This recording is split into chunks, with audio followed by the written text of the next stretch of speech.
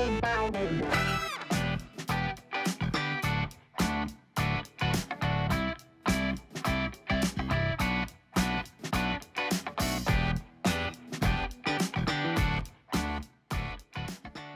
guys, Sean here at the Gardener Center. So here we are a month into the official summer season. A couple weeks back, I talked about some maintenance issues with some petunias and geraniums specifically. This week I'm going to get into that a little deeper. I'm going to talk about some perennials that definitely benefit from being deadheaded. And I'm going to talk about some other annuals that benefit from being deadheaded, and more importantly, how to do it, so stay tuned. All right guys, so if you've been following along and you saw our video from exactly 2 weeks ago when I talked about the geraniums and the petunias, I had a big overgrown petunia basket here on the table when I was talking about leggy petunias and how to fix that. And I asked you all to cut your petunias back and to not be scared of that. And this guy's right here is the petunia basket that I cut back when I did that video just 2 weeks ago. Look how gorgeous this is now. That was with 2 weeks time, with 1 dose of blossom booster fertilizer and regular watering and plenty of sun, and that thing's absolutely gorgeous again. So again, if your petunias look terrible, cut them back, wait 2 weeks, and they're going to be beautiful again. So that's petunias.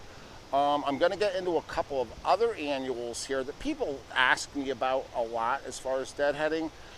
Common complaint, people love lantana. We sell a lot of lantana, but a lot of times I'll get the similar with the people who use petunias, but then they don't want to use them again because they got leggy.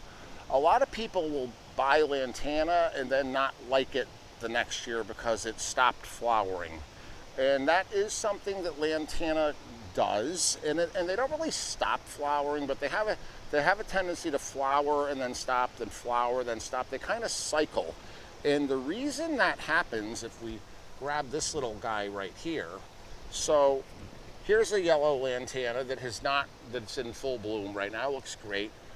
This is a lantana, same variety, but if you guys will look, you can see these little green berries that are forming on the tips here where the flowers used to be. So what happens with the lantanas is if you let the flowers fade and then you let these berries develop, the plant's sending all of its energy into the berry production, because remember, a plant's purpose in its life isn't to make us happy, it's to produce flowers, get pollinated, and then go to seed so that it can reproduce. That's the whole point of the plant's life. So the trick with the lantanas is you really need to go in and remove those little seed pods before they're allowed to develop, and more importantly, before they start green and then they turn purple. So if you're letting them go purple on your lantana's going to stop flowering. Even if you fertilize it, it's going to cycle down, and it's going to start focusing its attention on making those little berries. So you want to pick those little spent blooms off your lantana when you can. You can use clippers. They also just pinch off with your fingers. Related to the lantana here is the verbena. And guys, truth be told, there really aren't a lot of annuals that need to be deadheaded. You know, things like begonias and impatiens, most of the petunias, those things, they're really self-cleaning. Verbenas, however, are not. I wish they were. So verbena is another one that people get frustrated by because they're beautiful when you buy them, and then maybe a month later, not so much. Related to the lantana, so they tend to cycle as well. But again, the verbena, you have your flowers here. This is a flower bud coming behind the flower. And a lot of times the spent flowers actually look like buds, so I think people get confused. So these guys, and there's usually some brown from the flowers still attached, so that's a good way to figure out what comes off and what stays. And these pinch right off. So verbena is another one that really needs to be maintained by deadheading. Not something you have to do every day, but if you go out once a week and just casually pick off your spent verbena blooms, it's going to go all summer for you too. And again, with the fertilizer. The verbenas are super heavy feeders. Another guy here, kind of weird in the annual category, is I have a coleus here. Most people think of coleus as a foliage plant for the shade, and it is. They do flower. Some people like to let them flower. I hate them. They have purple flowers, which often doesn't look great with red foliage or yellow foliage. So here's a flower spike here on a coleus, and I like to use clippers on these because they have relatively thick stems. So I like to go in, pretty far down below the flower stalk and remove that. And now these side shoots are gonna come out and fill in the space where we just took this from. So again, not a lot of annuals that need to be deadheaded, but the petunias and the geraniums that we talked about already. And now we got some lantana, verbena, and coleus. Those would be the main ones that I think that need to be deadheaded, if to keep them blooming, other than just tidying them up. So next, I'm going to come back and I'm going to talk about some perennials and a shrub that likes to hang out with perennials. So stick around. All right, guys. So I have a couple of different popular perennials here on the table in front of me. Some of them you want to deadhead for the sake of keeping them tidy looking. They won't rebloom by being deadheaded. It's for the sake of keeping them tidy. And then I have a couple perennials here that are often marketed or sold as blooming all summer. But a lot of times the fact that you have to deadhead them is kind of left out, or is in the fine print. So you might buy a reblooming daylily that says blooms from June to September, but that's special conditions apply, which I'm gonna talk about right now.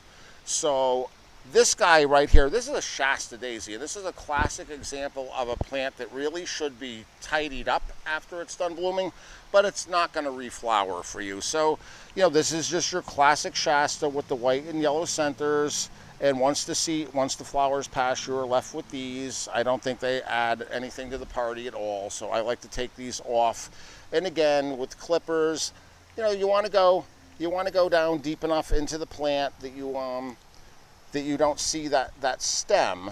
You don't want to take just the heads off like that, because a lot of times the part of that stem will just turn brown and be left behind. So I like to go down a couple inches into the interior of the plant and just tidy it up like that. Again, it's not going to promote any reblooming from the Shasta daisies. They tend to do their thing in June and early July, and then they're done.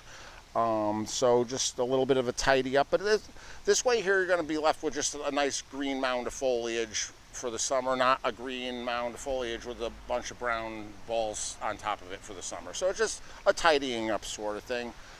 Now the perennials here that people get frustrated with because they're bloom all summer, but they often don't, are some that need the maintenance. And the biggest one here is daylilies. So daylilies are super popular for a lot of reasons. They're really hardy and they're drought tolerant. They work well in full sun, dry spaces. But these guys are rebloomers. So I have Stelladoro here, and I have Rosy Returns, both which are reblooming daylilies. But they really won't rebloom if you don't deadhead them. Because what happens with the daylilies, and I have some great examples right here. So here is your flower that is spent. They're daylilies. The flower only lasts one day. It opens one day and then goes. But if the flower gets pollinated, these seed pods get left behind, and the seed pods look an awful lot like the buds of unopened flowers. So we're gonna get a good shot of that so you guys can see the difference. So the buds stay, the seed pods go, because again, just like we talked about with the lantana earlier, if you let those seed pods develop, the plant's going to think to itself, my job is done here. I don't have to produce any more flowers. I have viable seed. Let's hang loose and wait till next year. So as soon as your flowers start to fade, and not every flower gets pollinated. So like this stem right here, you can see there aren't any seeds here. So that's fine. You still want to take the stem off. But you do not want to leave these pods behind, because they're going to take all the energy away from the plant. So again, with your clippers, these don't pinch off. They're kind of tough. So you want to use clippers all the way to the base of the plant. Same thing with this guy over here with the seeds. And then this one, even though it didn't produce any seeds, you still want to go all the way down and take that off, because if you don't, the stick's just going to turn brown and it's not going to look good. So get rid of all of them. If you stay on top of your daylilies, Stella, Happy Returns, Rosy Returns, all those rebloomers, they will rebloom all summer for you, but you really have to stay on top of the deadheading with those guys. Another one, classic, the whole group are Coreopsis. People love Coreopsis. It's a native. There's lots of different cultivars. We sell a whole bunch of them. But that's another one. It will bloom from June till mid-September, mid-October if you deadhead. But these guys, this can get a little tedious because Coreopsis produce lots of flowers. So if you're a very patient person and you want to spend some time going through and selecting and cutting off each stem individually like that, you can. What I really like to do with the Coreopsis is I wait until the flowers are 80 or 90% past, and then I just kind of grab a whole cluster like that. Now you're gonna sacrifice a few that haven't opened yet, but I like to grab the whole plant like that and clip them back. So now all your seed heads are gone, and you can see all these little unopened buds down below here in the foliage that are going to develop now in flowers. So that's a great hack for the Coreopsis, so you're not spending the rest of your life picking flowers off. One other one here in the perennials before I talk about the shrub here is perennial geraniums. Perennial geraniums are really popular. We sell probably 10 or 15 different kinds of those. But again, and I know this from personal experience, these guys will perform all summer for you. They'll bloom until October, but not if you let them do this. This guy right here has flowered heavily in June, and now it has set seed successfully, very successfully. The common name for this, obviously these aren't related to the annual geraniums, but the common name for these guys is cranesbill, and this here will give you an idea of why they're called cranesbill, because presumably these look just like cranesbills. So, but these are actually their seed heads of where the spent flowers were. So again, go through, remove all these down, to deep within the foliage, so you're not leaving sticks behind. And this guy, geraniums are great, perennial geraniums. This guy will, in a couple of weeks, that's going to look like June all over again. If you get those seed heads out of there, they just bloom and bloom and bloom. I got one more here, guys. This is more of a shrub, but it's often planted with perennials. It's a butterfly bush. I selected this white one because they're particularly nasty looking when the flowers fade. Typically, white flowers, when they fade, they just stand out a lot more than flowers with a dark color to them. So people love deadheading their butterfly bushes, or I should say they should love deadheading their butterfly bushes because it really improves their appearance.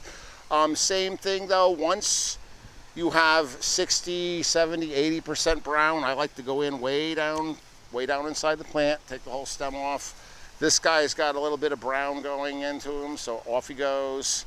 And then I'll turn this one down a little bit here just to show you what I'm doing here. So you got the flower here, and I think this one is close enough to pass that I'm going to go ahead and get rid of it, but there's a couple of side shoots there, so I'm not going to cut this one all the way off. I'm just going to pinch that one off right there and leave these buds behind.